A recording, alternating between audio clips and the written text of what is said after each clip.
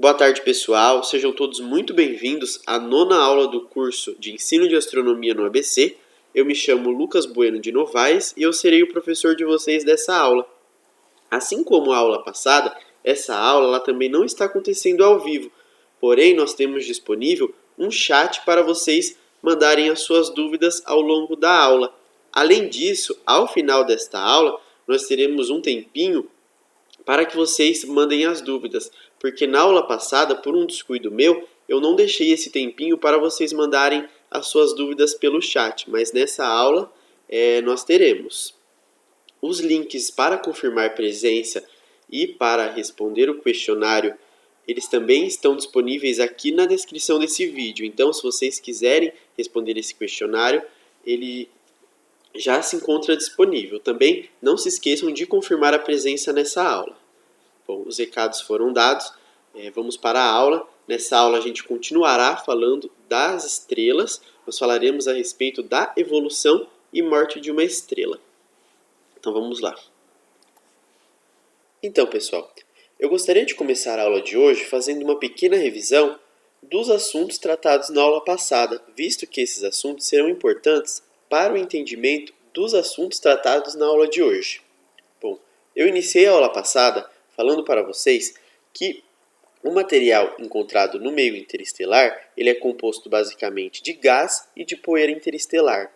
Que esse material ele nem sempre vai se encontrar esparso, ou seja, espalhado pelo universo. Não, muitas das vezes esse material ele vai se encontrar agrupado, aglomerado, e esses aglomerados são gigantescos. A esses aglomerados nós damos os nomes de nuvens interestelares, sendo elas as nebulosas e as nuvens moleculares.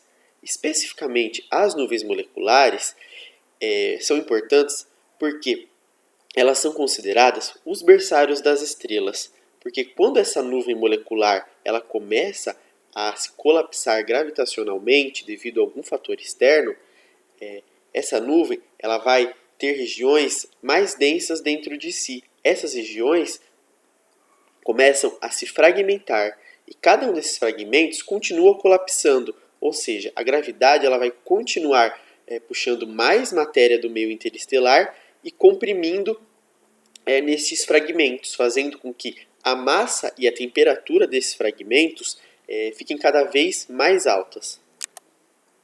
Ao longo de muito tempo, esse fragmento ele continuou sendo adquirido matéria e temperatura esse fragmento, até que criou-se um núcleo extremamente denso e muito quente. A este núcleo nós damos o nome de protoestrela.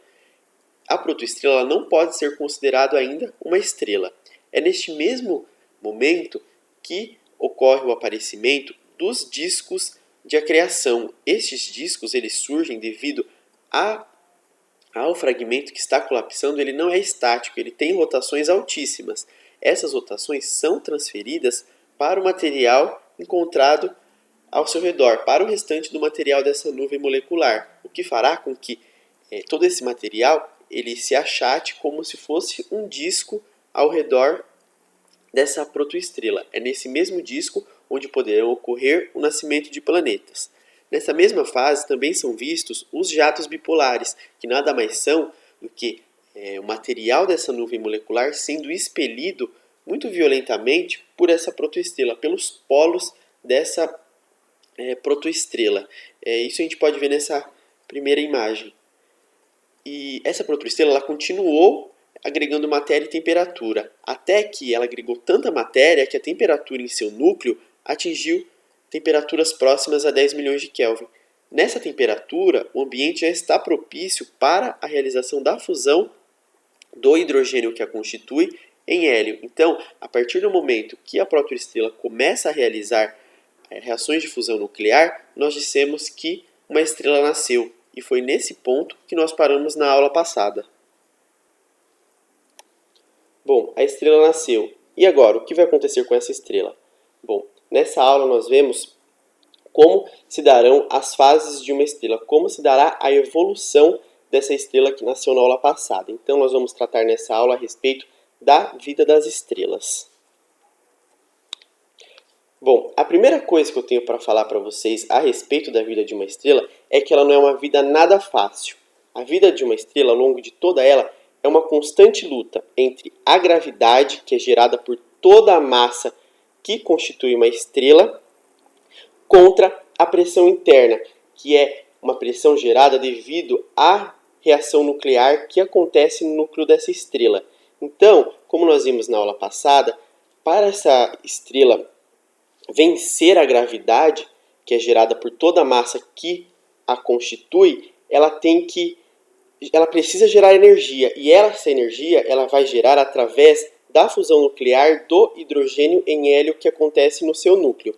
Então, o que a gente consegue observar da vida de uma estrela é que ela vai viver em constante luta entre a gravidade, que a todo momento tenta comprimir ela, tenta implodir ela, e entre a pressão interna, que vai ser uma pressão gerada por causa das reações nucleares. Essa pressão interna vai a todo momento tentar fazer meio que essa estrela se exploda. Então, essa estrela ela vai viver essa constante luta entre equilibrar a pressão interna, que quer que faça com que essa estrela se exploda, e a gravidade, que quer fazer com que essa estrela se imploda. E como vimos, a estrela ela vai queimar os seus próprios constituintes, o próprio material que a constitui, para gerar energia para equalizar isso. Na aula passada, nós também vimos como que vai acontecer essa reação de fusão nuclear nas estrelas. A gente viu que essa reação ela vai acontecer no núcleo das estrelas, porque somente lá é um ambiente propício para que essas reações aconteçam, ou seja, um ambiente extremamente quente e um ambiente extremamente massivo. E que para estrelas que estão na sequência principal, essa fusão ela vai ser do hidrogênio em hélio. Para estrelas com massas semelhantes ou um pouco maiores ou um pouco menores que a massa do nosso Sol, essas reações elas vão acontecer através do mecanismo de cadeia PP, que é o mecanismo que eu expliquei para vocês na aula passada, que nós iniciamos com 4 núcleos, ou seja, com 4 prótons de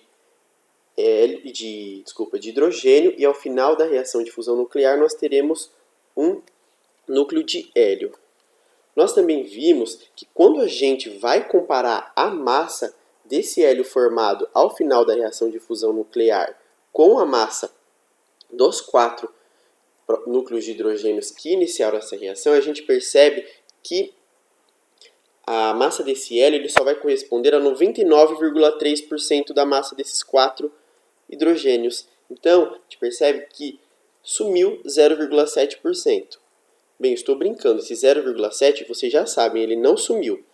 Este 0,7% em massa, ele foi transformado, ele foi convertido em energia. E essa energia ela pode ser quantificada através da equivalência massa-energia de Einstein, que diz que a máxima energia produzida será dada como a multiplicação da massa transformada em energia pela constante da velocidade da luz no vácuo ao quadrado. E também vimos que essa reação ela vai gerar muita energia devido à constante velocidade ser um número muito grande. E ainda mais ela está sendo elevada ao quadrado. Então, mesmo para pequenas quantidades de massa convertida em energia, nós vamos obter muita energia, visto que o termo que a massa está multiplicando é um termo muito grande. Bom, então como nós podemos perceber, a estrela vai estar a todo momento procurando um equilíbrio entre a gravidade gerada por sua massa e entre a pressão interna gerada pelas reações nucleares. Quando essa estrela encontra este equilíbrio entre essas duas forças, a gente fala que essa estrela está em equilíbrio hidrostático. Porém, algumas situações podem acontecer favorecendo ou a força da gravidade ou a pressão interna dessa estrela.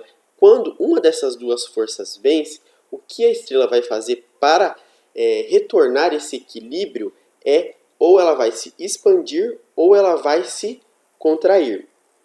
Quando a pressão interna está vencendo, essa estrela ela vai contrair, buscando voltar com esse equilíbrio. Quando a gravidade está vencendo, essa estrela ela vai se comprimir, também buscando restabelecer este equilíbrio entre essas duas forças. Então, vamos organizar as ideias, porque eu acredito que muitas informações foram passadas para vocês muito rapidamente. Então, nós vimos que a vida de uma estrela ela vai ser essa constante batalha entre a gravidade, que quer fazer com que ela a todo momento se contraia, e a pressão interna, que a todo momento quer fazer essa estrela se expandir. A estrela ela vai precisar, ao longo da sua vida, gerar energia para contrabalancear a gravidade que tenta fazer ela se contrair. E só que para gerar essa energia, a gente percebeu que ela vai queimar o seu próprio constituinte, ela vai se queimar para gerar esse combustível. Então, a gente consegue a partir disso perceber que a massa disponível para ser queimada e transformada em energia vai definir como será o desenvolvimento e, consequentemente, como será a morte dessa estrela. E é isso que nós vamos basicamente discutir ao longo dessa aula. Como vai se decorrer esse desenvolvimento e morte da estrela, mas sempre pensando que este desenvolvimento e morte da estrela vai estar sempre atrelado ao fator massa da estrela. A partir desse momento, a gente começa a ver quais são as principais fases da evolução de uma estrela. Quando a gente começa a falar a respeito da evolução de uma estrela, ou seja, a respeito da evolução estelar, a gente começa a esbarrar em alguns problemas. Por quê? Porque a evolução estelar ela é um processo extremamente lento, da ordem de milhões até mesmo bilhões de anos. Então, com todos os 5.000 anos de observação astronômicas, a maioria das estrelas existentes elas não evoluíram, elas não apresentaram mudanças significativas. Para exemplificar isso, eu trouxe o ciclo de vida do Sol, as mudanças de fases do Sol. O Sol, atualmente, ele se encontra aqui mais ou menos.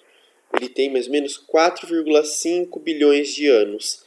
Desde seu nascimento até agora, já se passaram 4,5 bilhões de anos e não houve nenhuma mudança significativa observada no Sol, porque desde seu nascimento o Sol ele se encontra na sua fase de vida na sequência principal, ou seja, queimando hidrogênio em hélio em seu núcleo, e ele ainda vai permanecer nessa mesma fase até mais ou menos ali mais uns 5 bilhões de anos, para a partir daí sim acontecer mudanças significativas na vida desse Sol. Então, por ser mudanças muito lentas, ocorrem alguns problemas quanto a isso.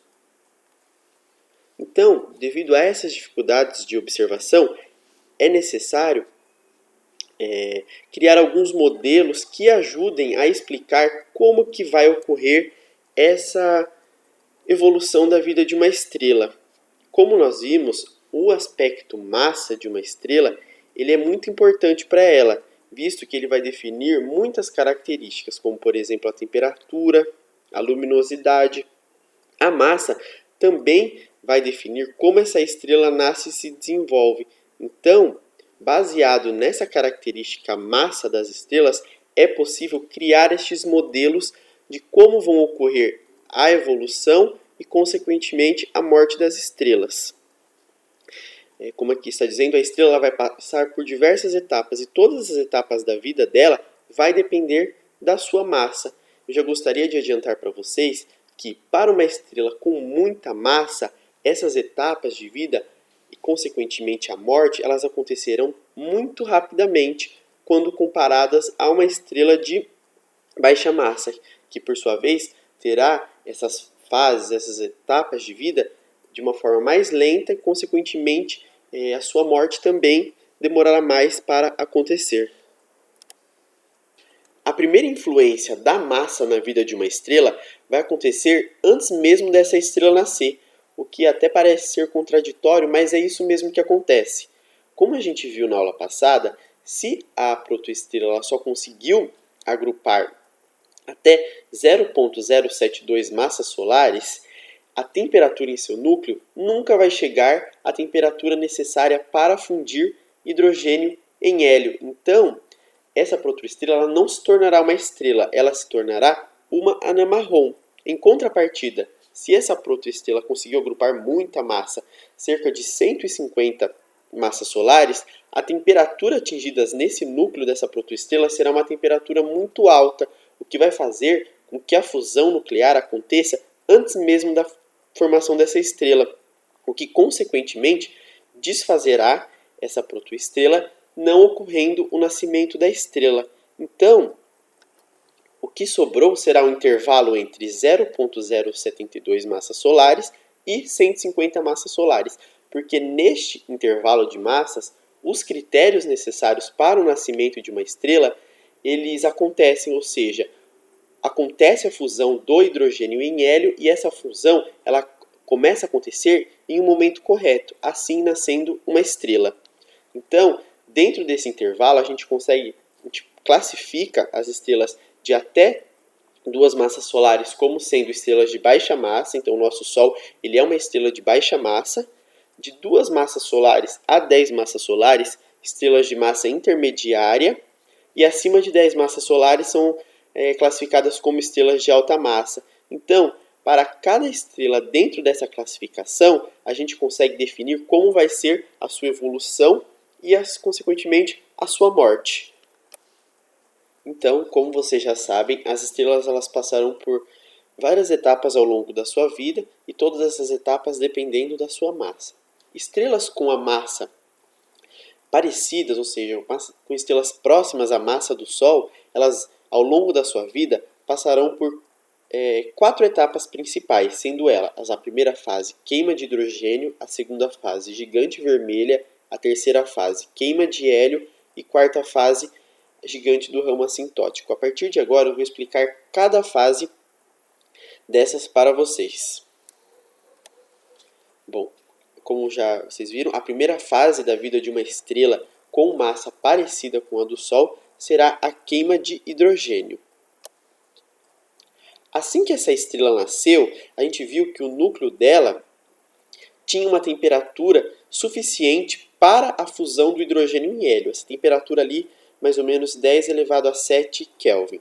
Então, vai começar este processo de fusão de hidrogênio em hélio, o que automaticamente colocará essa estrela na sua fase de vida, conhecida como a sequência principal.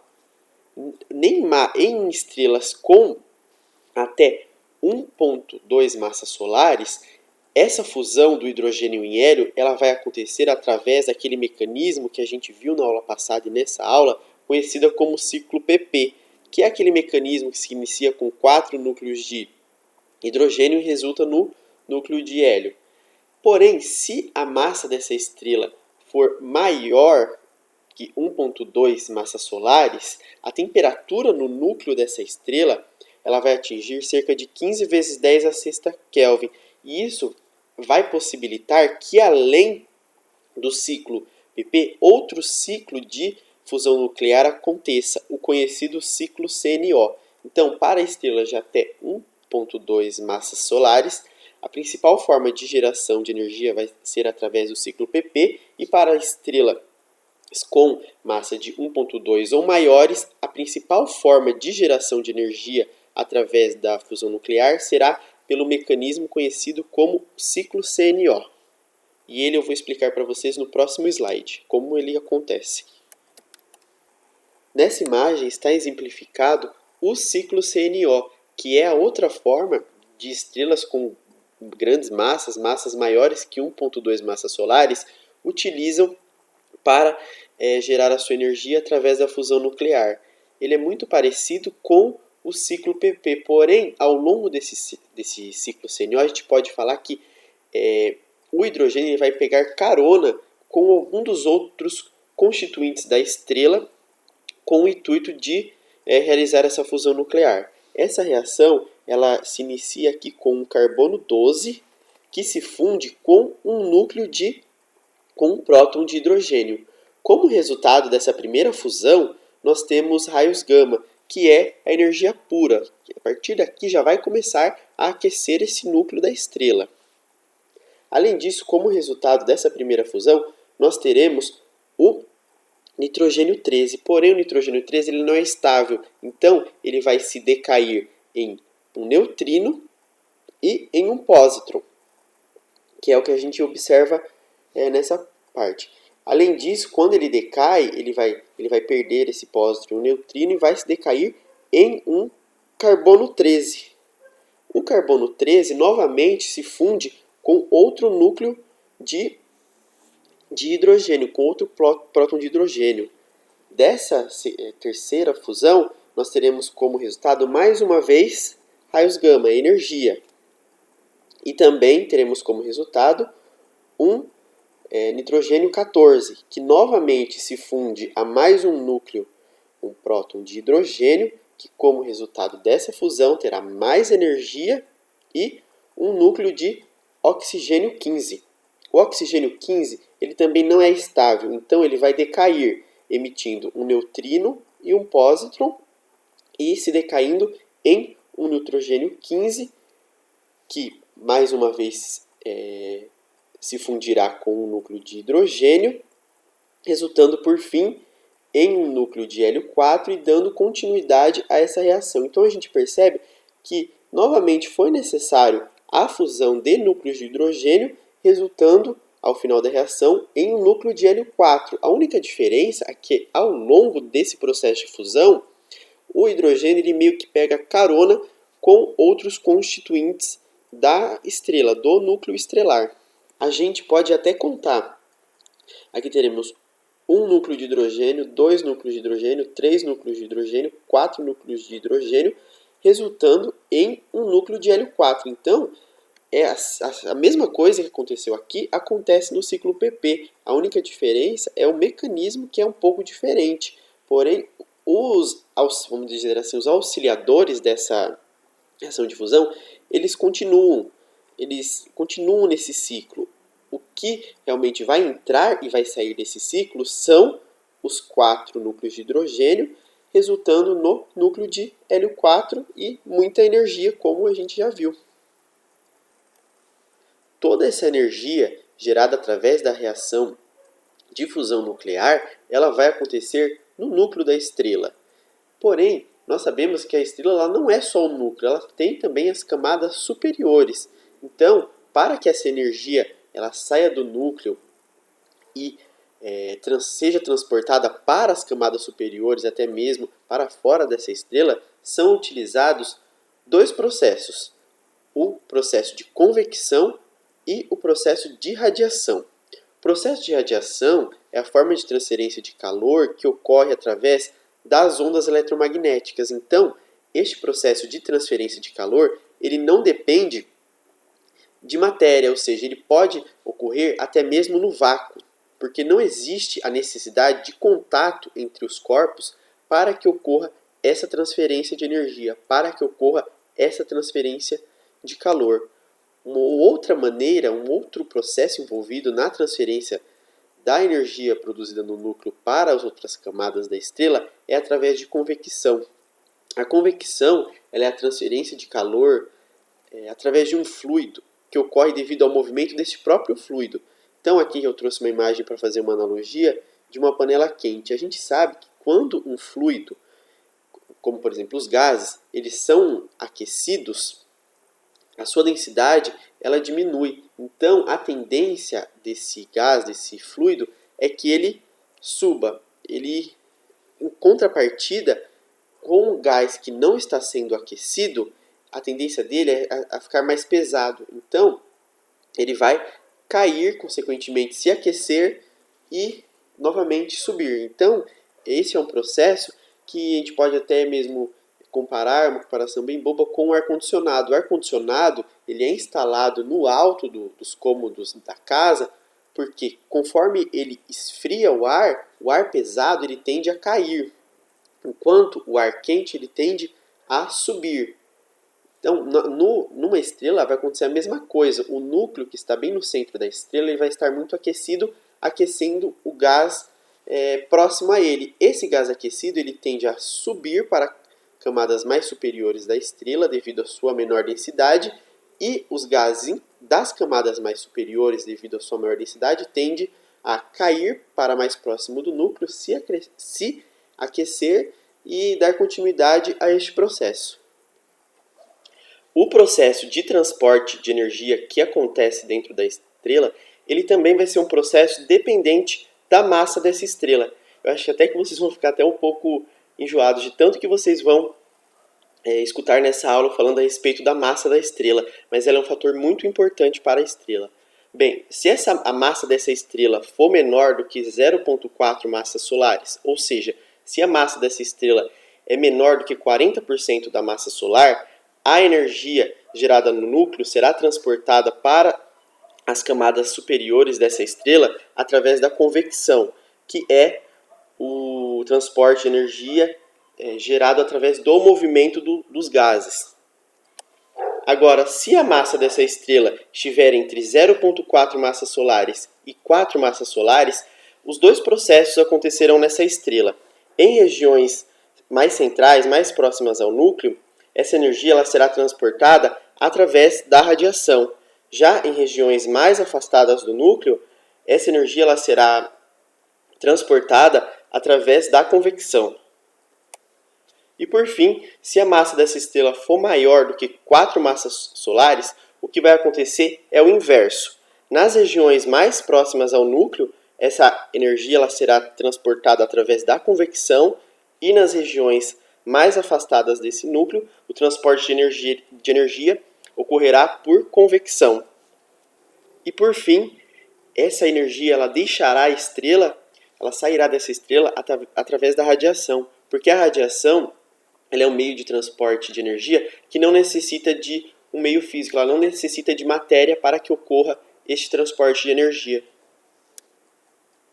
Então, só concluindo as ideias, até agora nós falamos da primeira fase, que seria a queima de hidrogênio. O que caracteriza essa fase é que no núcleo da estrela, o que vai estar acontecendo é a fusão do hidrogênio em hélio. Essas estrelas que estão nessa fase de vida, na queima de hidrogênio, elas são conhecidas como as estrelas da sequência principal. E no diagrama HR, nós podemos encontrar elas nessa região central do diagrama. Como essa fase ela é caracterizada pela queima do hidrogênio em hélio, logo essa fase terminará quando todo o hidrogênio presente no núcleo dessa estrela é queimado, quando todo esse hidrogênio é convertido em energia e em hélio. A sequência principal ela é a fase onde a estrela vai passar a maior parte do tempo da sua vida, sendo que o tempo da estrela na sequência principal também dependerá de sua massa. Para estrelas de massa entre 0,08 até 0,45 massas solares, o tempo que essa estrela permanecerá na sequência principal queimando hidrogênio será de 25 bilhões de anos. Quando a gente fala em estrelas ali com massas parecidas com a massa solar, estas permanecerão na sequência principal por aproximadamente, todos esses números que eu estou falando para vocês são aproximações. Então, para essas estrelas com massa parecidas que a massa do Sol, será um tempo de aproximadamente 10 bilhões de anos na sequência principal, e para estrelas com 10 massas solares, esse tempo ele vai ser de apenas 10 milhões de anos. Então a gente consegue perceber a diferença que a massa a diferença de tempo na sequência principal, ou seja, queimando hidrogênio, de acordo com a massa dessa estrela. Porque uma estrela de uma massa muito grande, a pressão exercida pela gravidade gerada por essa massa também será muito grande. E isso fará com que essa estrela queime muito mais rápido o hidrogênio, convertendo energia para balancear aquela equação entre pressão interna e força gravitacional. Isso nos leva à segunda fase de vida dessa estrela, a fase gigante vermelha. Então, ao final da primeira fase, nós vimos que o núcleo dessa estrela ele é constituído basicamente de hélio. Porém, a temperatura que esse núcleo está não é suficiente para que esse hélio comece a se fundir em outros elementos. Então, não ocorre fusões nucleares nesse núcleo. Mas a temperatura que esse núcleo está é uma temperatura altíssima, o que já possibilita a fusão do hidrogênio em uma fina camada acima desse núcleo. Então, o que vai acontecer com a estrela é ela vai ter um núcleo de hélio, que não estão acontecendo fusões nucleares, e uma fina camada de hidrogênio acima desse núcleo que ainda está realizando a fusão nuclear, gerando energia. Porém, essa energia gerada ela não é suficiente para aguentar toda a força gravitacional exercida pela massa da estrela. Então, o que vai acontecer é que vai perder aquele equilíbrio entre pressão interna e força gravitacional. As camadas superiores desse núcleo começam a cair em cima desse núcleo. A gravidade faz com que essas camadas elas começam meio que a apertar esse núcleo, comprimir esse núcleo. E esse núcleo, então, ele começa a colapsar. Então, como foi perdido esse balanço, esse equilíbrio entre pressão interna e gravidade, esse núcleo ele começa a colapsar, ele começa a se comprimir.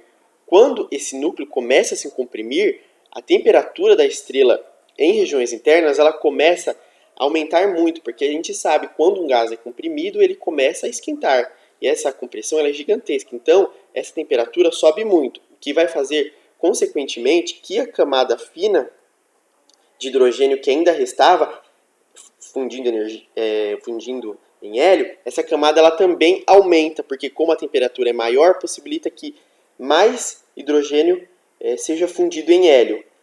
Quando essa camada aumenta, ela vai também aumentar a temperatura do restante dessa estrela. E quando um gás ele é aquecido, ele se expande.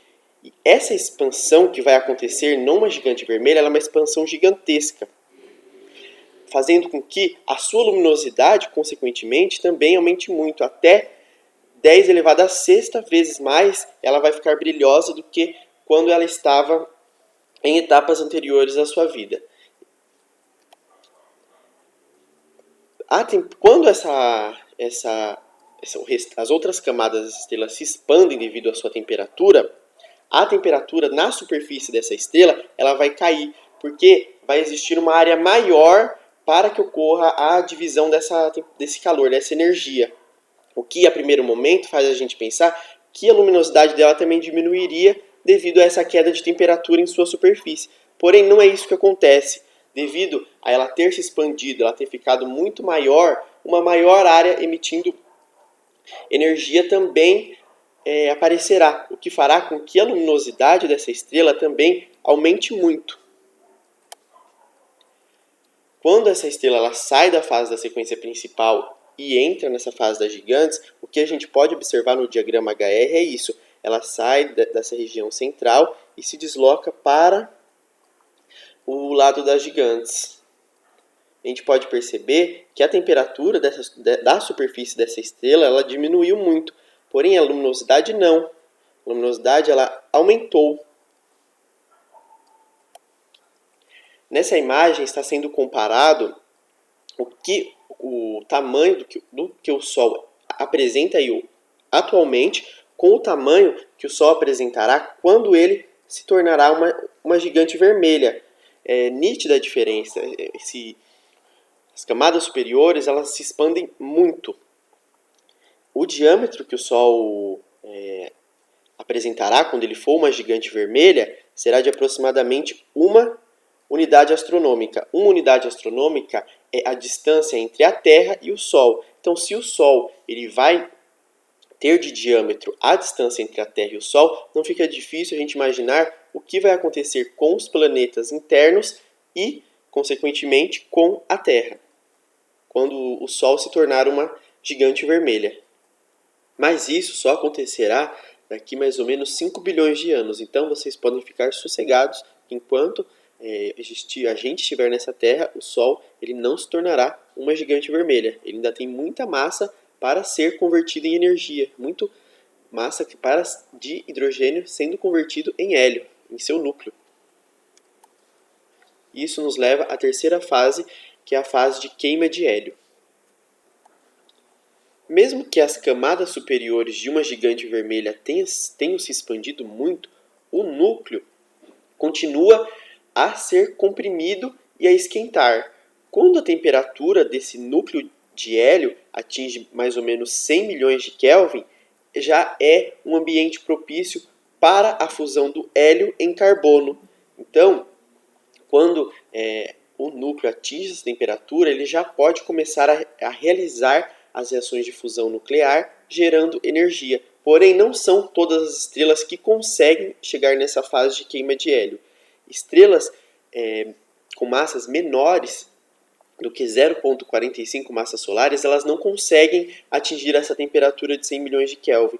Então, a vida delas, o processo de evolução delas para por aí, e nós vamos ver mais para frente o que acontecerá com elas. Já para as estrelas de massa entre 0,45 massas solares e 2 massas solares, esse início de fusão de hélio em carbono ele acontece em uma velocidade muito rápida, muito drástica, e a este processo nós damos o nome de flash de hélio. Já para algumas estrelas com massas maiores do que 2 massas solares, este início de processo de fusão de hélio em carbono ele vai acontecer de uma forma mais suave. Este processo nós veremos a seguir. Bom, este é o processo de fusão nuclear que vai acontecer no núcleo dessas estrelas, convertendo o hélio em energia e também em um núcleo de carbono. Essa reação ela se inicia com 3 núcleos de hélio se fundindo, tendo como resultado muita energia e um núcleo de carbono. Então, neste momento, nós teremos uma estrela. Essa estrela, nesse momento, ela é essa estrela aqui do canto. Ela vai ter um núcleo fundindo hélio em carbono, uma camada superior a ela que ainda está fundindo hidrogênio em hélio e o restante dela composto de gás a temperaturas altíssimas. A gente pode nessa imagem perceber como vai ser a diferença de uma estrela em função das reações nucleares em diferentes fases da sua vida, porque quando ela estava lá na sequência principal, a reação nuclear, ou seja, geração de energia, só acontecia no seu núcleo do hidrogênio em hélio. Já quando ela é uma gigante vermelha, o que vai acontecer é um núcleo que não está acontecendo reações nucleares, um núcleo de hélio que não acontece reação nuclear, uma camada ao redor desse núcleo que está fundindo hidrogênio em hélio e as camadas superiores de gases ionizados, de plasma. Agora, quando a gente vai para a terceira fase da vida dessa estrela, ou seja, a fase da queima de hélio, o que nós teremos é um núcleo de hélio sendo fundido em carbono e uma camada superior a esse núcleo fundindo hidrogênio em hélio. Quando a estrela lá deixa a fase gigante vermelha e passa a queimar hélio, a gente pode, no diagrama HR, perceber que o caminho que ela vai fazer, ela vai sair do lado das gigantes vermelhas e vai para um ramo conhecido como ramo horizontal. Porém, essa movimentação de uma estrela gigante para este ramo horizontal, ela ainda não foi observada e como ela realizará ainda não é muito bem conhecido. Porém, por análises teóricas, acredita-se que será este movimento que essas estrelas farão. Essa fase de queima de hélio, consequentemente, ela terminará quando todo o hélio do núcleo dessa estrela for fundida em carbono. Então, o que a gente vai ter quando essa terceira fase da estrela, essa terceira fase da vida dela terminar é todo o hélio do núcleo foi convertido em carbono, então as reações nucleares cessaram, uma camada acima que ainda está convertendo hidrogênio em hélio e o restante dessa estrela, as camadas superiores de gás quente, gás ionizado. Isso nos leva à quarta e última fase da vida de uma estrela parecida com o Sol, a fase gigante do ramo assintótico.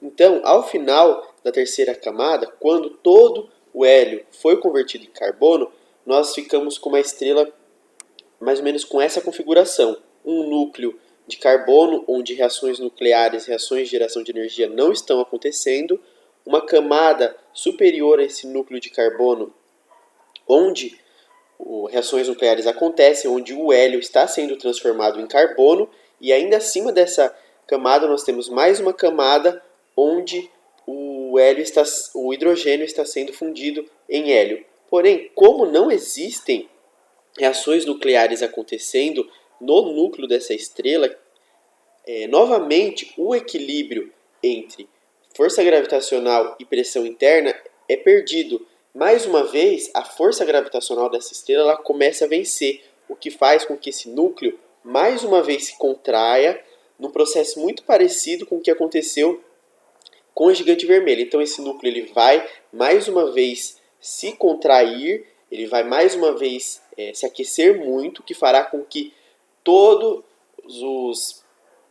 as outras camadas superiores a esse núcleo elas aumentem. Então as camadas fundindo elementos, ou seja, as camadas realizando a geração de energia, elas também aumentam, o que fará com que mais uma vez todas as camadas superiores, ou seja, as camadas superiores às que estão acontecendo a realização da fusão, elas mais uma vez se esquentem muito e se expandam ainda mais do que quando ela estava uma gigante vermelha. Então, o que a gente vai ter vão ser basicamente essas camadas gerando energia, uma camada central que não está gerando energia, está cedendo à pressão gravitacional, então ela está se contraindo e esquentando muito, o que fará consequentemente com que todo o gás envolto dessas camadas ele também se aqueça muito, o que fará com que ele mais uma vez se expanda muito. Aqui uma imagem 3D que eu acho que fica até um pouco melhor de visualizar. Nós podemos ver o que está acontecendo com essa estrela. Ela tem um núcleo de carbono que não estão acontecendo reações de fusão, uma camada acima dela onde o hélio está sendo fundido em carbono e uma camada ainda acima dela onde o hidrogênio está sendo fundido em hélio e todo o envelope de gás dela muito expandido devido à temperatura que ele atingiu. Então, mais uma vez, essa estrela ela vai caminhar dentro do diagrama Hertzsprung-Russell. Então, ela vai sair do ramo horizontal e vai seguir para o ramo das gigantes assintóticas, que seria mais ou menos essa região aqui que eu estou circulando para vocês. Então, como vimos, mais uma vez essa estrela ela se expandiu, porém essa expansão ela foi muito maior do que a vista na fase da gigante vermelha, o que leva consequentemente a uma maior luminosidade dessa estrela também. Como vimos, o núcleo constituído basicamente em carbono, ele não terá as condições necessárias para que este carbono seja fundido em outros elementos e consequentemente gere energia. Então, a energia ela está sendo gerada somente em camadas acima desse núcleo. E isso faz com que essa estrela se torne instável gravitacionalmente. É perdido aquele equilíbrio entre pressão interna e força gravitacional. Isso faz com que surjam ventos estelares de algumas dezenas de quilômetros por segundo. Estes ventos estelares expulsarão basicamente todas as camadas da estrela acima das camadas que estão realizando a fusão nuclear. Então, todas as camadas que não estão realizando a fusão, elas serão expulsas para o universo. E essa é a origem da parte dos elementos conhecidos, como por exemplo o carbono. Vai ser nessa fase que esses elementos eles vão ser expulsos para o universo.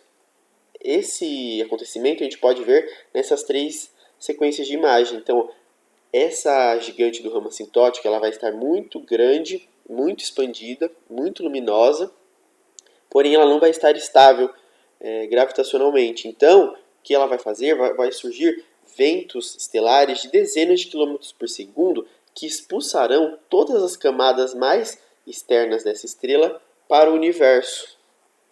Esses ventos também vão nos levar ao nosso outro assunto a ser tratado nessa aula, que é a morte das estrelas. O processo de morte de uma estrela ele se dará a partir do momento que a gravidade gerada pela massa da estrela ela começa a vencer a pressão interna que é gerada pelas reações nucleares que acontecem no núcleo da estrela. Porque após alguns bilhões de anos, a estrela ela não vai ter mais as características necessárias para gerar a sua energia através das reações nucleares. Então, quando ela para de gerar essa energia através dessas reações, a gravidade ela começa a vencer aquele equilíbrio. Então, a partir daí, a estrela ela estará fadada à sua morte. Além disso, quando essa estrela estiver próxima à sua morte, ela não vai possuir mais aqueles artifícios, podemos dizer, mecanismos utilizados para restabelecer o balanço entre a gravidade e a pressão interna.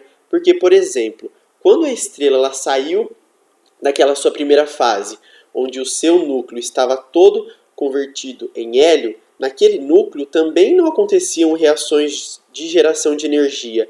Porém, já na segunda fase, com a compressão desse núcleo, as temperaturas necessárias para a fusão do hélio, elas foram atingidas.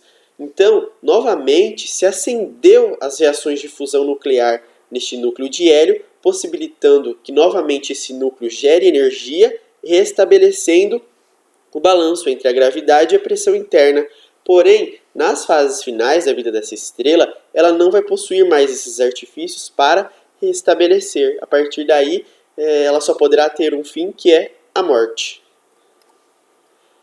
Aqui, o processo de morte de uma estrela também é um processo ligado à massa dela. Eu iniciarei explicando para vocês o processo de morte das estrelas de baixa massa. Antes disso, eu gostaria de falar para vocês que todos os objetos que as estrelas se tornarão após a sua morte, eles terão uma aula especial, que é a aula de objetos compactos, que, se eu não me engano, será daqui 2 semanas no curso. Nessa aula eles serão abordados com uma maior profundidade, mas aqui eu também tratarei deles. Então, como eu ia dizendo, eu vou iniciar a explicação para vocês a partir da morte das estrelas de baixa massa. Bem, retornando à quarta fase, a configuração de estrelas que nós tínhamos era essa: um núcleo de carbono, onde reações nucleares não aconteciam, uma fina camada acima desse núcleo composta de hélio, onde sim aconteciam reações de fusão nuclear, o hélio estava sendo convertido em carbono, e ainda acima dessa camada nós tínhamos mais uma camada de hidrogênio sendo fundido em hélio. Porém, como vimos, no núcleo não é gerado energia, porque a temperatura necessária para que o carbono se funda, gerando elementos mais pesados e, consequentemente, energia, é uma temperatura muito alta, uma temperatura na faixa de 600 milhões de Kelvin. E para uma estrela com massa total de até 8 massas solares, essa temperatura de 600 milhões de Kelvin, ela nunca é atingida no núcleo dessa estrela. Então, a partir desse momento, essa estrela não gerará mais energia em seu núcleo, o que fará com que aquela equação entre gravidade e pressão interna, ela não seja mais uma equação. A gravidade, ela começa a vencer. Então vão surgir no interior dessas estrelas algumas instabilidades, e essas instabilidades fazem consequentemente que surjam ventos estelares. Estes ventos estelares, eles vão ter ali algumas dezenas de quilômetros por segundo, eles vão fazer com que todas as camadas externas dessa estrela sejam jogadas para o universo. Então, a gente pode dizer assim que estes ventos fazem uma limpeza nas camadas superiores dessas estrelas, jogando todas essas camadas de gases para o universo. Quando isso acontece, nós teremos a formação dos corpos celestes conhecidos como nebulosas planetárias. Esse tema ele também já foi abordado nas aulas passadas, mas eu vou novamente dar uma leve explicação. Quando esse vento ele jogou as camadas superiores da estrela para o universo, essas camadas elas ainda estavam a temperaturas altíssimas. Além disso, restou um núcleo muito denso e muito quente, que a eles nós damos o nome de anã branca. Por esse núcleo ser muito quente, ele consegue ionizar todos os gases que foram lançados para o espaço, transformando aquela estrela em uma nebulosa planetária. Porém, a nebulosa planetária ela não durará muito tempo. Com o passar dos anos, cerca de 10 a 40 mil anos, os gases ao redor da anã branca, eles novamente se espalharão pelo universo, formarão novas nuvens moleculares que possibilitará o nascimento de novas estrelas. Então, uma nebulosa planetária ela não durará para sempre. Quando essa nebulosa planetária ela se desintegrar, o que restará é somente um núcleo. Este núcleo nós damos o nome de anã branca. Então, para estrelas de massa total de até 8 massas solares, o fim dela será se tornar uma anã branca.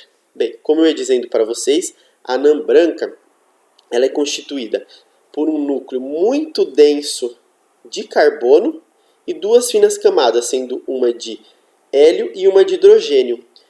Porém, essas duas camadas elas não realizam mais também fusão nuclear. Então, uma anã branca ela não consegue gerar energia. O que a anã branca vai fazer é utilizar um estoque de energia que foi gerado em fases anteriores. Então, a partir do momento que uma estrela se torna uma anã branca, nenhuma reação nuclear mais acontece nela. O que ela vai fazer é só utilizar a energia, o calor gerado em outras fases. As anãs brancas elas são objetos muito densos, porque a gravidade comprimiu tanto aquele núcleo daquela estrela que fez como consequência criasse um núcleo muito denso. Para exemplificar essa densidade, eu trouxe aqui essa curiosidade, que se a gente conseguisse retirar um material equivalente a uma colher de chá de anã branca, o material dessa colher pesaria cerca de 1000 quilos. As anãs brancas também são corpos celestes muito pequenos. O tamanho delas pode ser comparado ao tamanho da Terra. Porém, só o tamanho pode ser comparado com o tamanho da Terra. Quando a gente vai comparar a massa das anãs brancas, nós podemos comparar com a massa do Sol. Então, imaginem vocês pegar um objeto com a massa do Sol e comprimir todo esse objeto ao tamanho de uma Terra. Então, é óbvio que esse objeto comprimido ele será muito denso. Aqui eu trouxe uma imagem de duas estrelas que eu acho que vocês conhecem, a Sirius A. Ela é a estrela mais brilhante do céu noturno, e da Sirius B. A Sirius A ela não é uma anã branca. Porém, a sua irmãzinha, vamos dizer assim, a Sirius B, ela é uma anã branca. Por a Sirius A ser a estrela mais brilhante do céu noturno, a olho nu a gente não consegue visualizar a Sirius B, visto que ela é uma estrela anã branca. É uma estrela que ela não vai gerar energia, então o seu brilho ele vai ser, consequentemente, mais baixo. Além disso, como vocês viram no slide anterior, o tamanho de uma anã branca ele é um tamanho comparado com o tamanho da Terra.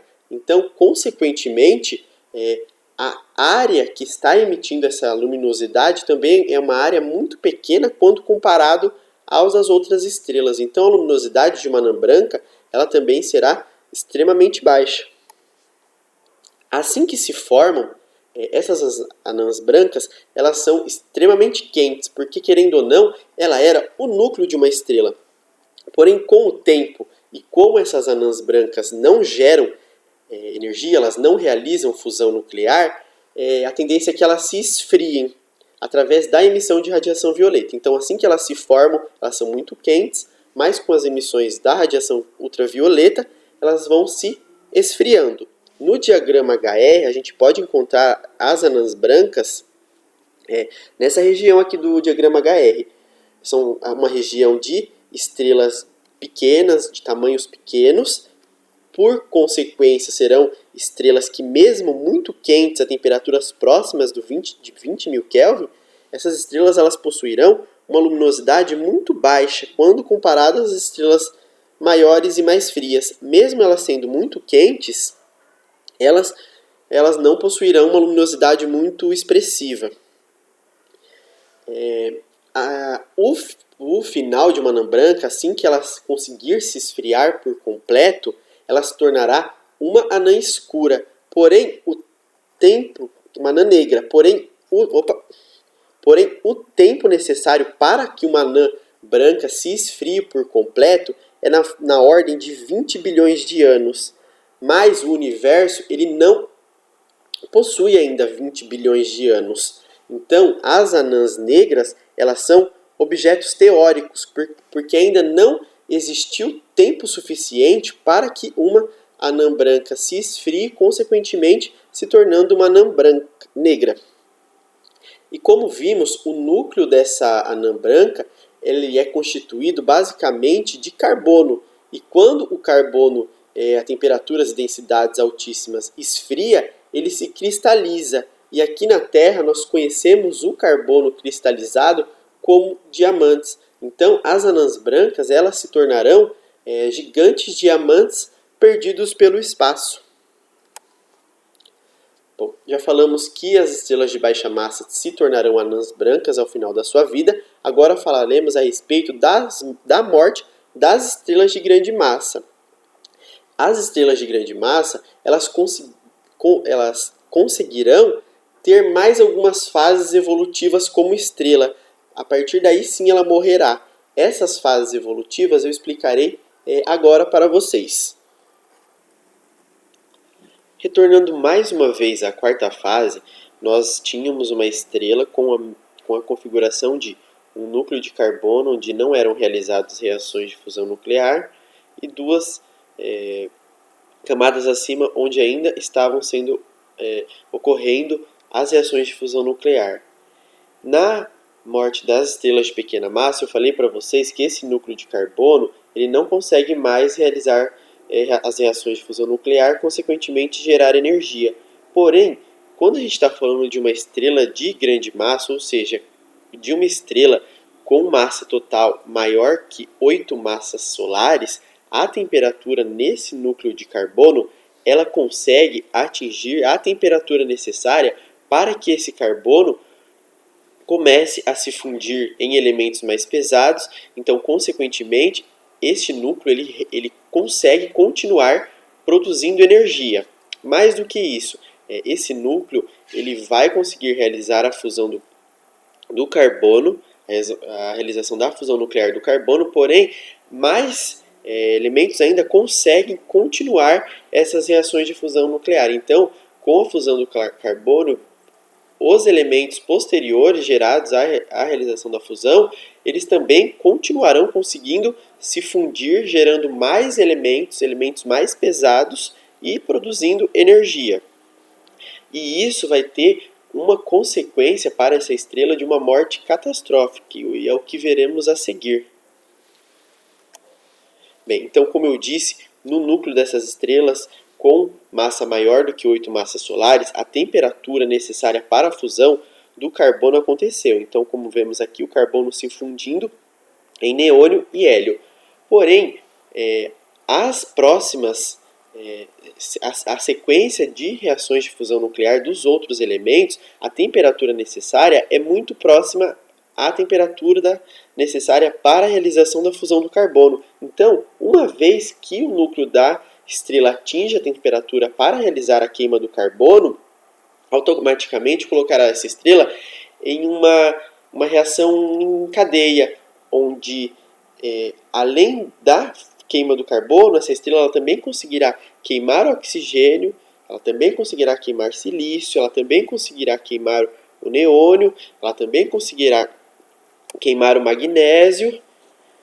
E essas sequências de fusão nuclear elas só vão parar quando no núcleo dessa estrela for fundido ferro. A partir do momento que o núcleo dessa estrela ele se constitui basicamente de ferro, as reações de fusão nuclear param de uma vez, porque a fusão do ferro ela não emite energia.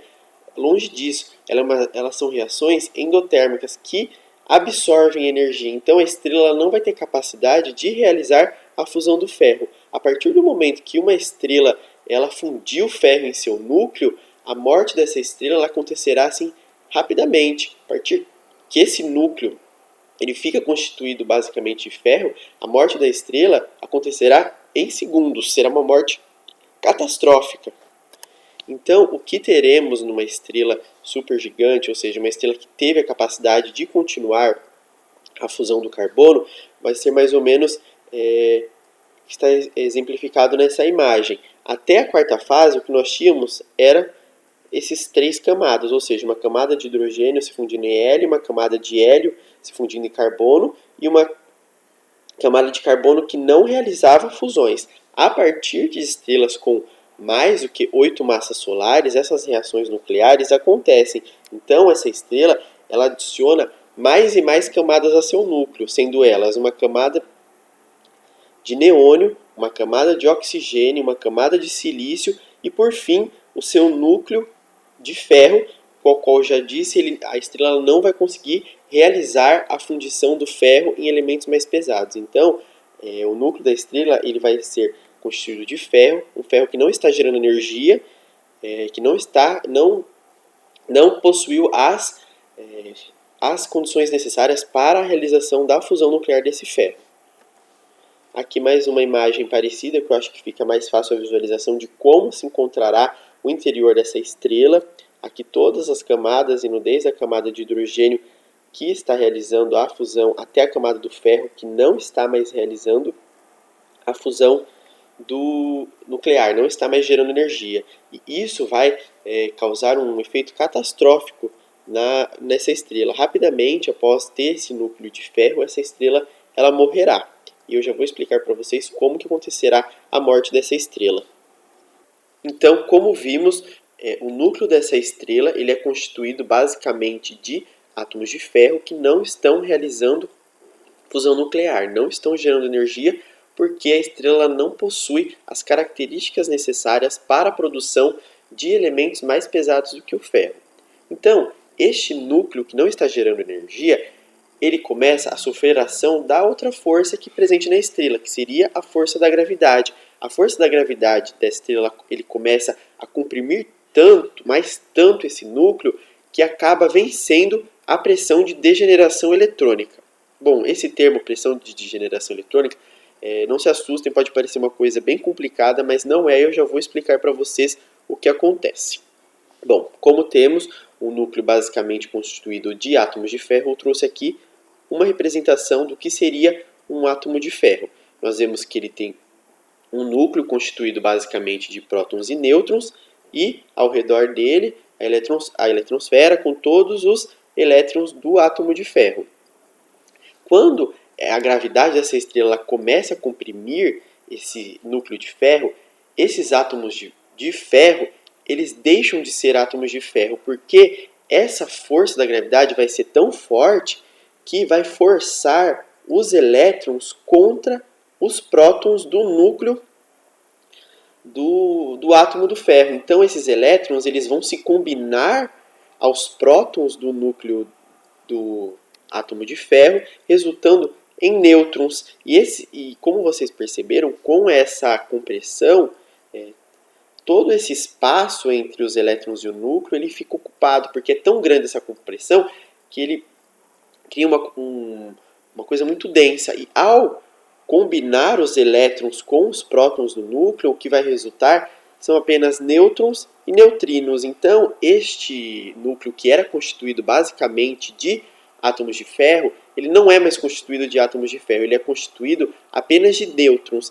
E este núcleo de nêutrons ele vai ter uma densidade gigantesca, chegando perto de um material mesmo incompressível, que não tem mais como você comprimir, não tem como mais você aumentar a densidade desse núcleo, visto que ele é muito denso. A reação que acontece ela também está exemplificada aqui, que é os prótons combinando com os nêutrons,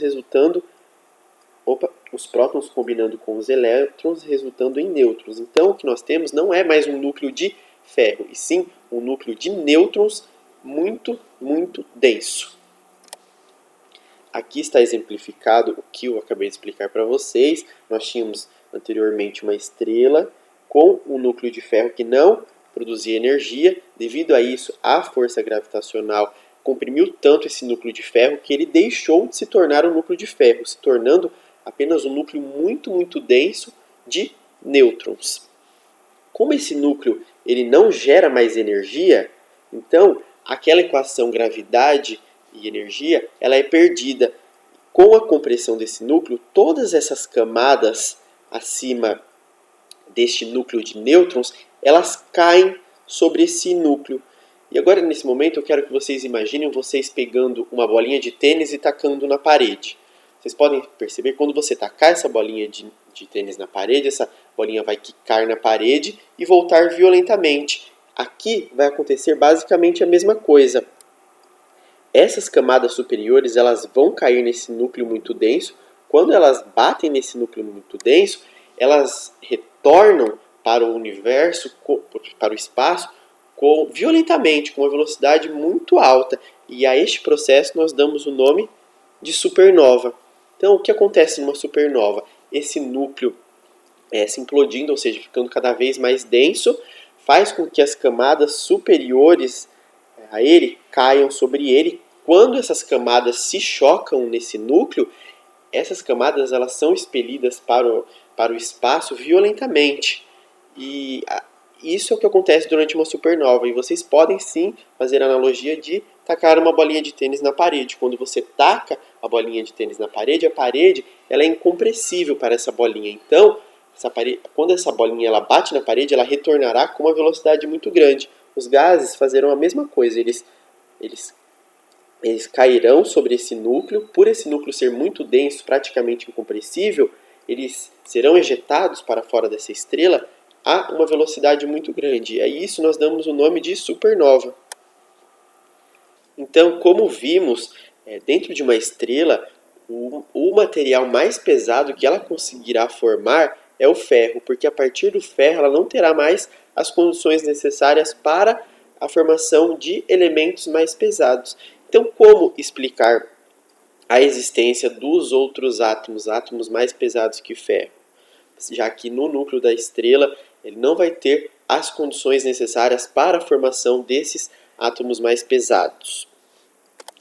Bem, para explicar a existência deles, nós utilizamos as supernovas. Durante a realização de uma supernova, as condições necessárias para a formação de elementos mais pesados que o ferro, elas são satisfeitas, porque durante uma supernova há uma densidade muito grande e uma temperatura muito alta também. E isso possibilita que elementos mais pesados que o ferro, como por exemplo o níquel, o cobre, o zinco, o bário, o chumbo, eles sejam fundidos, eles sejam criados por um curto período de tempo. E como essa supernova ela espelha esse material para o universo, esse material ele se junta, se mistura ao material interestelar, possibilitando novamente a formação de novas estrelas. Então aqui a gente pode perceber um processo de reciclagem, ou seja, o material que constituía uma estrela que explodiu foi para o espaço, o que poderá possibilitar que outras estrelas se formem utilizando o material de uma estrela antepassada. Aqui nós temos a imagem de uma explosão de supernova. Vocês podem ver aqui onde a setinha está apontando. Essa fotografia ela foi feita em 21 de janeiro de 2014. Porém, a ocorrência dessa supernova aconteceu há 12 milhões de anos atrás. Porém, essa galáxia onde ocorreu essa explosão de supernova, ela está tão distante da Terra, a uma distância média de 12 milhões de anos-luz da Terra, que a luz vinda dessa supernova, ela só conseguiu chegar na Terra 12 milhões de anos após a explosão dessa supernova. Essa supernova, ela aconteceu na galáxia M82, que é essa galáxia há 12 milhões de anos-luz da Terra, e o nome que foi dado a essa supernova é supernova SN 2014J, devido a ela ter sido fotografada em 2014. É muito difícil que se consiga fotos de supernova, porque como eu falei para vocês, do momento que a estrela produz ferro em seu núcleo até que essa estrela exploda como uma supernova, é um período de tempo muito rápido, na ordem de segundos. Então, a realização de fotos de supernovas, de imagens de supernovas, ela não é fácil, ela é difícil de acontecer, porque o objeto imaginador ou telescópio, eles têm que estar apontado para o lugar certo, na hora certa, visto que esse fenômeno ele ocorre muito rapidamente. E o que restará após uma explosão de supernova? Bom, como vimos, os gases que foram expelidos durante a supernova, eles colidiram com o núcleo, e é exatamente isso que restará como remanescente de uma supernova.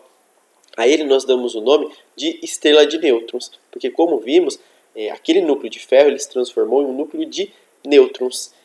E este núcleo, essa estrela de nêutrons, ele é um objeto extremamente denso, porque ele vai possuir massas até maiores que as massas solares, contidas em um espaço de raio de apenas 10 quilômetros. Então imaginem vocês pegar uma estrela maior que o Sol e comprimir em um diâmetro de mais ou menos apenas 20 quilômetros. Então este material comprimido vai ter uma densidade altíssima.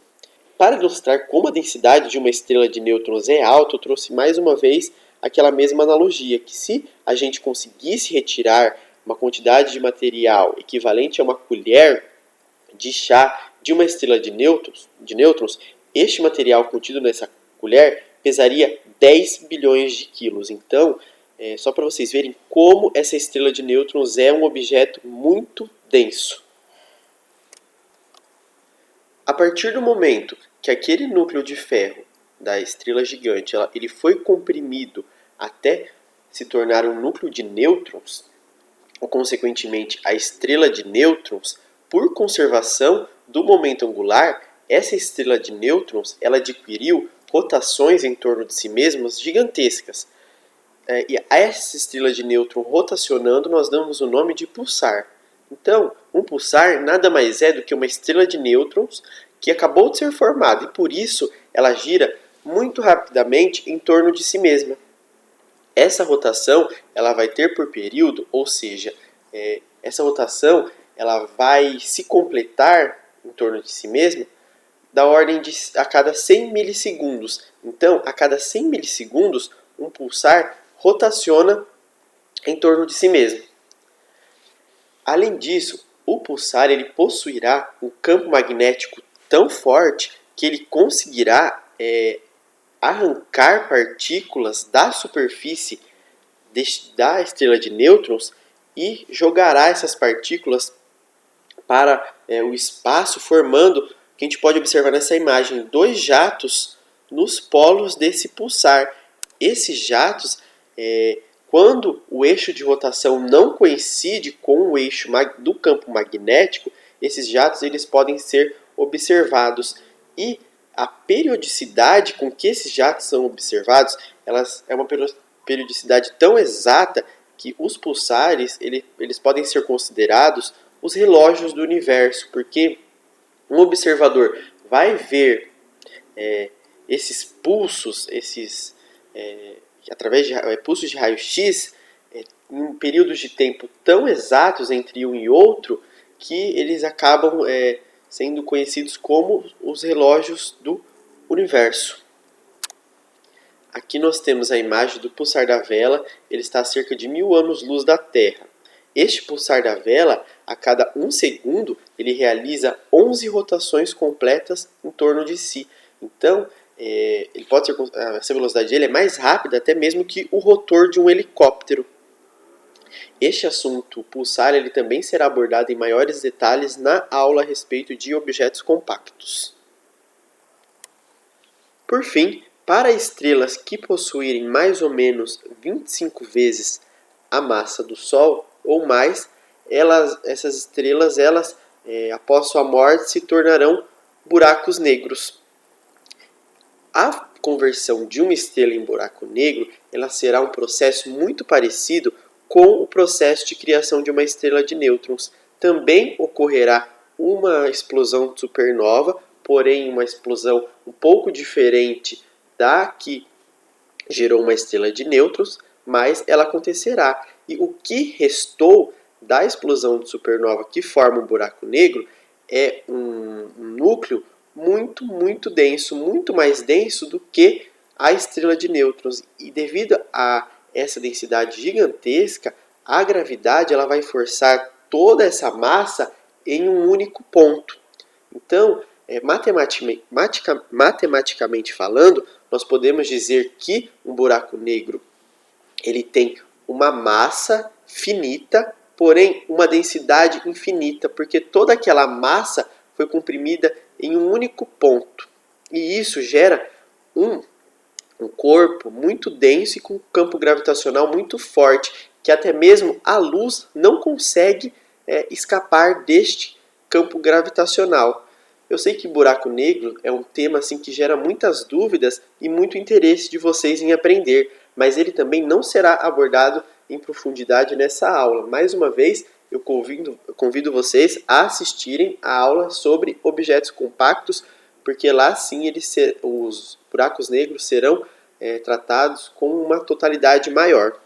O que eu posso adiantar para vocês é que essa imagem que causou muito burburinho, que ela foi mesmo uma imagem fantástica, a primeira imagem de um buraco negro, que ela foi divulgada alguns anos atrás. Este buraco negro fotografado, ele não foi formado a partir de uma estrela, não. Este buraco negro fotografado, ele está associado a centros de galáxias, mas isso vocês vão ver na aula de corpos de objetos compactos. Eu não quero pegar a matéria da minha amiga que vai dar essa aula. Então eu convido vocês a assistirem a aula de objetos compactos, que ela é uma aula muito completa, muito legal, onde assuntos muito interessantes são abordados. Eu trouxe uma imagem que resume bem este processo de evolução e morte estelar.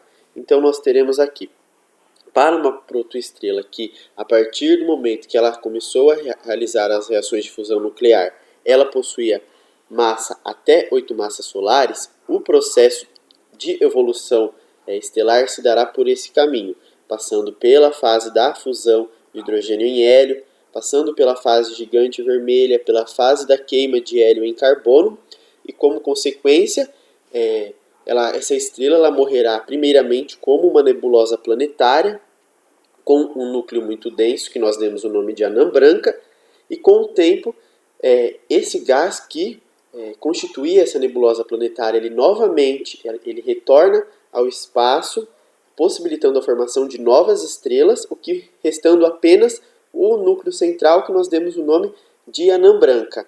Estima-se que cerca de 98% das estrelas conhecidas, elas terminarão as suas vidas como anãs brancas. Agora, em outro ramo, para as estrelas entre massas de 8 massas solares até 25 massas solares, mais ou menos, nós teremos outro ramo de evolução, onde além das fases já citadas, essas estrelas continuam com as reações de fusão nuclear acontecendo em seu núcleo. Então, além do carbono, elas vão conseguir fundir este carbono até chegar ao ferro. Quando chegou ao ferro, ela não conseguiu mais produzir novos elementos, consequentemente ela não conseguiu mais produzir a energia necessária para a sua existência, explodindo como uma supernova, resultando, após essa explosão de supernova, em uma estrela de nêutrons. E por fim, se a massa dessa estrela for superior a 25 massas solares, nós teremos essa sequência de evolução e morte, que a estrela também sofrerá um processo de explosão de supernova um pouco diferente da supernova da estrela de nêutrons, e devido à sua grande massa remanescente, essa estrela ela se tornará, ao final da sua vida, um buraco negro. Bom, pessoal, o nosso último assunto a ser abordado nessa aula são os aglomerados estelares. Os aglomerados estelares eles vão surgir como resultado daquela fase de fragmentação da nuvem que gerou uma estrela. Como vimos na aula passada, quando essa nuvem ela tem partes mais densas, essas partes elas começam a se fragmentar. Então nós podemos explicar a existência de aglomerados a partir disso, da fragmentação dessa nuvem. Vão existir aglomerados globulares e aglomerados abertos. Eu começaria a explicar para vocês a partir dos aglomerados globulares. Bom, os aglomerados globulares, diferente dos abertos, eles vão possuir muito mais estrelas, centenas até mesmo milhares de estrelas. E essas estrelas de um aglomerado globular, elas são gravitacionalmente ligadas a uma forte força gravitacional agindo sobre elas, fazendo com que elas fiquem juntas. E isso vai ser importante porque essa grande força que liga uma estrela a outra faz com que esses aglomerados durem por muito tempo, fazendo com que as estrelas de um aglomerado globular elas consigam passar por suas etapas de vida, até mesmo a morte, ainda ligadas. Só na nossa Via Láctea estima-se que possuam ao menos 120 destes aglomerados globulares. Aqui eu trouxe a imagem do aglomerado M68. Como eu disse para vocês, esses aglomerados, como eles são mais fortemente ligados, as estrelas elas passarão por todas as suas fases de suas vidas ainda como um aglomerado. E isso a gente pode perceber quando a gente observa a imagem de um aglomerado, porque tanto a gente consegue ver estrelas com um brilho menor, que são as estrelas que ainda estão na fase sequência principal, como a gente também consegue ver, por exemplo, aqui onde eu estou circulando para vocês, estrelas com um brilho muito maior e uma cor tendendo para avermelhado. Então isso nos vai indicar que essa estrela ela já não está mais na sequência principal, ela está já na fase das gigantes, da gigante vermelha ou na fase gigante do ramo assintótico. Então, com o estudo dos aglomerados, a gente consegue perceber isso, a idade dessas estrelas. Aqui eu também trouxe mais uma imagem de um aglomerado, dessa vez é o aglomerado M4. Além de nós conseguirmos observar estrelas menos brilhantes e menores que estão na sequência principal, nós também conseguimos observar estrelas maiores que já estão em fases mais avançadas de sua vida. Além disso, com um zoom nessa imagem, se eu não me engano, ela foi feita pelo telescópio Hubble, se eu não me engano, eu não tenho certeza, mas é um telescópio muito bom que conseguiram dar um zoom, aumentar essa imagem muito. E quando a gente aumenta a imagem deste aglomerado globular, a gente percebe que além dessas duas características, dessas duas categorias de estrelas, ou seja, as estrelas na sequência principal e estrelas em fases gigantes, nós também conseguimos perceber alguns pontinhos brancos com uma luminosidade bem baixa. Esses pontinhos brancos são estrelas já mortas, são as chamadas anãs brancas. São esses pontinhos que estão circulados. Como nós podemos observar nessa imagem, há várias anãs brancas. Isso vai nos indicar que este aglomerado ele já vai ter uma idade muito grande, porque ele já conseguiu formar diversas anãs brancas. Um outro tipo de aglomerado existente são os aglomerados abertos. Diferente dos aglomerados globulares, que as estrelas elas vão ter uma força gravitacional entre si mais forte, esses não. Aqui as estrelas elas não têm mais tanta força gravitacional exercendo uma para com as outras. Isso faz com que a vida desses aglomerados elas não durem muito. Também diferente dos aglomerados globulares, esses aglomerados os abertos eles vão possuir menos estrelas, contendo menos que algumas centenas de estrelas. E normalmente as estrelas desses aglomerados abertos elas são estrelas mais jovens, porque como eu disse para vocês, não vai existir uma força gravitacional entre elas muito forte. Então, qualquer influência externa, qualquer influência gravitacional externa vai separar este aglomerado, vai fazer com que este aglomerado ele se desintegre. Aqui eu trouxe como exemplo de um aglomerado aberto as Pleiades. Elas são até, acho que vocês conhecem, elas são bem famosas e são visíveis a olho nu. Com a análise da imagem das Pleiades, a gente consegue ver já algumas diferenças daquele aglomerado que eu mostrei para vocês anteriormente, porque aqui nós não conseguimos observar estrelas com a coloração tendendo por vermelho. Então isso vai nos indicar que grande parte das estrelas que compõem a Pleiades ainda está em fases iniciais de sua vida. Então a Pleiades é um aglomerado muito jovem.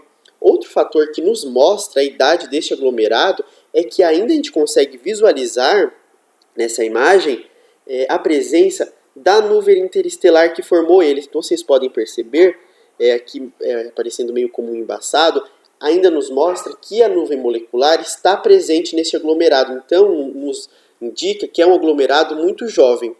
Possivelmente o nosso Sol também tenha se formado em um aglomerado aberto, porém, ao longo do tempo se passando devido a interações gravitacionais, este aglomerado ele se separou, resultando no nosso Sol que não pertence a nenhum aglomerado. E por que é importante a realização de estudo dos aglomerados? Bom, como eu disse para vocês, os aglomerados eles se formarão a partir da fragmentação de uma nuvem molecular. Então, isso nos mostra que um aglomerado, todas as estrelas de um aglomerado, elas se formaram juntas. Então, qualquer mudança que essas estrelas apresentarão ao longo de suas vidas estará unicamente ligado com o fator massa dessa estrela. Então, todas as mudanças de fase que essas estrelas passarão não estará ligada com a sua idade, porque todas as estrelas de um aglomerado nasceram juntas. E sim, só estarão ligadas de acordo com a massa dessa estrela. Então, a partir daí, é possível realizar estudos que permitirão descobrir as idades das estrelas, a idade da Via Láctea, com estudos dos aglomerados presentes na Via Láctea, as idades de outras galáxias com aglomerados, e também é possível estabelecer um limite mínimo para a idade do universo, porque a partir do momento que nós conseguimos estudar a idade destes aglomerados, nós conseguimos também estimar a idade do universo. Aqui eu trouxe algumas referências bibliográficas que eu utilizei para elaborar essa aula, mas vocês podem encontrar elas no blog do curso, que daqui a pouquinho o slide já estará disponível lá no blog. Bom, pessoal, o que eu tinha para falar para vocês hoje é isso. Eu agradeço a atenção de todos. Espero que vocês tenham gostado dessas duas aulas que a gente conversou um pouco sobre as estrelas. É óbvio que para se falar com uma maior profundidade a respeito de duas estrelas, duas aulas elas não são suficientes, mas eu espero que eu tenha conseguido com essas duas aulas passar para vocês as informações mais importantes. Então, eu agradeço a presença de todos. Não se esqueçam de confirmar a presença e de responder o teste se vocês quiserem. Os links já estão na descrição do vídeo e também no slide seguinte terá o QR Code para você escanear. Agora nós teremos alguns minutos, se não me engano de 20 a 30 minutos, para que vocês consigam mandar as dúvidas de vocês aqui no chat dessa estreia. Mas se mesmo assim vocês não conseguirem mandar, eu também vou deixar disponível o meu e-mail para que vocês fiquem à vontade para mandar qualquer dúvida que vocês tiverem a respeito das aulas. Bom, é isso. Eu agradeço a todos, abraços e continuem acompanhando o curso, que ainda teremos muitos assuntos legais a serem abordados. Até mais!